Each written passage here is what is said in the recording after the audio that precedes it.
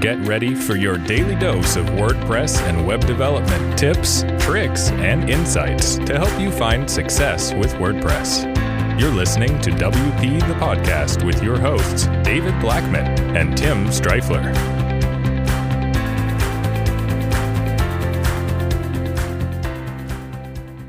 Hey everybody, welcome to another episode of WP the Podcast. I'm David Blackman.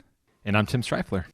And today in episode 614, we're going to talk about 5 ways to speed up your WordPress website right now. Right now. Boom. Do these things. You're going to have the fastest WordPress website in the world. I'm just kidding.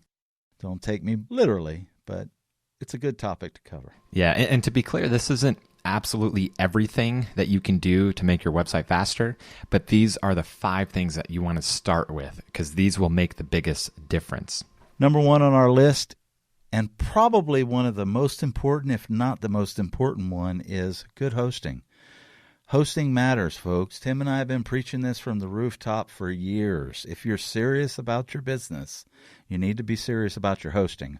Hosting is the foundation of everything. And guess what? Not all hosts are created equal. They're just not. You know, Bluehost, HostGator, they're cheap. They're going to save you some money. But you're going to be on there with everybody and their grandma sucking up resources, and no matter how much you optimize your website, if you're on their shared hosting plans, you're probably not going to be that fast.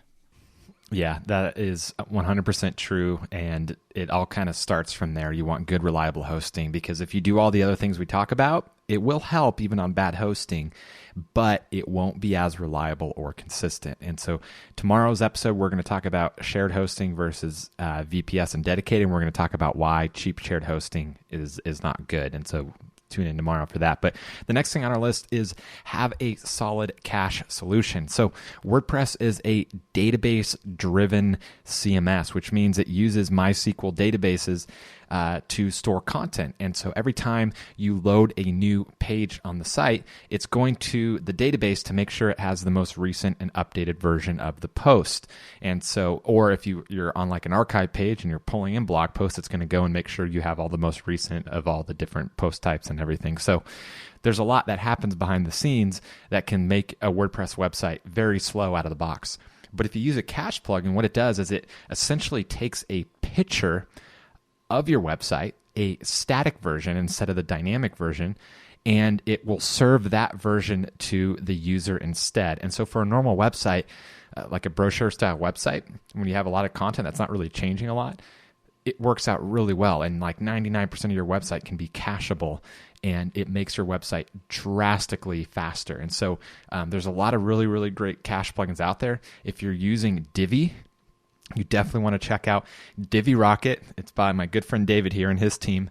Divi Rocket is made for Divi, which means it does some stuff behind the scenes specifically to cater to the way that Divi stores content and styling and stuff like that. So Divi Rocket over at divi.space. Some other good ones out there, WP Rocket, W3 Total Cache, there's a lot. I mean, I think WP Fastest Cache. There's so many different ones out there. But if you're using Divi, definitely look at Divi Rocket because it's made specifically for Divi. Number 3 on our list is image optimization. Image optimization is very important. One of the main causes that can slow any website down is large images. I remember when I was brand new building websites, I would take a picture of something that I wanted, and I'd load it on the website, and it was 6,000 by 3,000, and it was several megabytes, 20 megabytes in size. If you don't know what I'm talking about, you'll realize how big that image is. You want your images to be around the 50 to 75 kilobyte size, and I was loading up 20 megabyte images, and I had multiple because, of course, it was in my gallery, and I wanted it to look good. So your images can look good and look great on normal sizes designed for the website and stuff. So remember to optimize your images. You can use Photoshop. They've got some really awesome tools in there that are going to allow you to optimize the images for the web. They're going to allow you to, if you have multiple images, you can bulk edit and stuff. That's what I used to do years ago whenever I did image optimization. There's probably even quicker and better tools today that you can use. Just Google image optimization website, WordPress, and you're probably going to come up with a ton of them, plus all of the plugins that do on-page, on-website image optimization like Smush at our good friends WPMU Dev have a fantastic plugin that does that. We have a free one in the repository, and I can't even remember the damn name of it right now, Tim. Yeah, I don't know. While you're on number 2, I'm going to go ahead and I'm going to search it. It's Squish. Squish. I think it's Squish. There we go. Yeah. I'm going to go look now. I mean, I don't want to be lying. Yeah, no, WP Smush Pro by WPMU Dev is a great plugin because it's a set and forget type of thing. And so I still recommend, as David mentioned, using Photoshop and resizing and compressing that way. But you put WP Smush Pro on your website, it uses the WPMU Dev servers to do the image compression. And it'll even resize it too. So if you have it a 5,000 pixel wide photo and you forgot to resize it before uploading, it'll actually not just compress it from a lossless standpoint, but it will also resize the dimensions to be whatever you specify to be your max width and height, which is really helpful. Yeah, and it is Squish. WP Squish is our own plugin. We acquired Potent Plugins a couple of years ago, and this was a plugin from our lead backend developer, Jonathan, and it is legit. It's 100% free. Go check it out. It does a lot of stuff that a lot of the other image compression, plugins do, and guess what? It costs you Zippo, $0. Go download it in the WordPress repository. That's awesome. Yeah, I'm going to have to try that. The next one on our list, the fourth way to speed up your website right now is to use only good plugins. So go do a plugin audit and look at plugins that might be slowing down your website.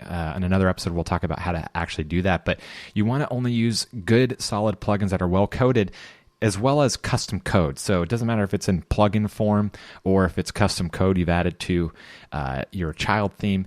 If it's not written well, it can slow down your site. If it's super JavaScript heavy and it's pulling in all these external resources, it can really, really slow down your site too. And so you have to look at that. A good cache plugin can help circumvent some of that. But if you have a plugin that's conflicting with another plugin, it can really slow things down, even on the server side too. So that's something that you really want to look out for. Number 5 and our final 5 ways to speed up your WordPress website right now is database optimization. Tim normally takes the tech topics, but we have a bonus in there, and it's another tech topic. So I'll let him clean up whatever I'm going to say about the database optimization if he feels the need to. But like Tim said, and we described earlier in this episode on the cache part of it, WordPress is made up of databases and MySQL databases. Well, those databases can get cluttered, and they can actually grow in size. Trust me, I know. We've had our website grow in size massively through the database and stuff, and we have to periodically go in and clean up those database tables and stuff so that our website remains fast and it stays that way. There are plugins that are going to do this for you. If you're versed with WordPress databases and stuff, you can clean them up yourself pretty easily. But database optimization is our 5th way to speed up your WordPress website. And the bonus way to speed up your website is to use a CDN. It's an acronym for Content Delivery Network. And the reason why this is a bonus reason is it's probably not something that you need on every website. But if you have an online business or you have a blog and you want people from all over your country or all over the world to be able to view your content, then a CDN might be a good choice, because what it does is a CDN network is a network of servers, and it will offload different parts of your website, such as the images, such as your style sheets and JavaScript files, and it will load those heavy parts of your website from those servers based off of whatever one is closest to the user. And so those things like images and big style sheets and stuff like that typically is what takes a long time to load. And so by having the CDN network, use a server that's closer to the user and load those parts of your website from there, it actually speeds up the time that it takes to get to the user and load the site. So it's pretty technical, but you can check out Max CDN. Cloudflare is another form of a CDN. There's some other ones out there, but a CDN can be a great way, particularly if you have an online business and you want people from all over the world viewing your website. Awesome. Well, that was 5 ways to speed up your WordPress website right now. Tomorrow we've got another great topic, as we mentioned, shared hosting versus VPS versus dedicated. VPS meaning virtual private server. And we're going to kind of walk in, to what each one of those are, the pros and the cons of each, and which one you may want to choose for your business and stuff. So, Tim, until tomorrow, we'll see you then. Take care. Bye-bye. We've come to the end of today's episode of WP the Podcast. Join us tomorrow for more daily tips and strategies designed to help you run your WordPress business toward success. Remember to subscribe to WP the Podcast so you can stay up to date with each episode. And don't forget to rate and review us. We'll see you again tomorrow right here on WP the Podcast.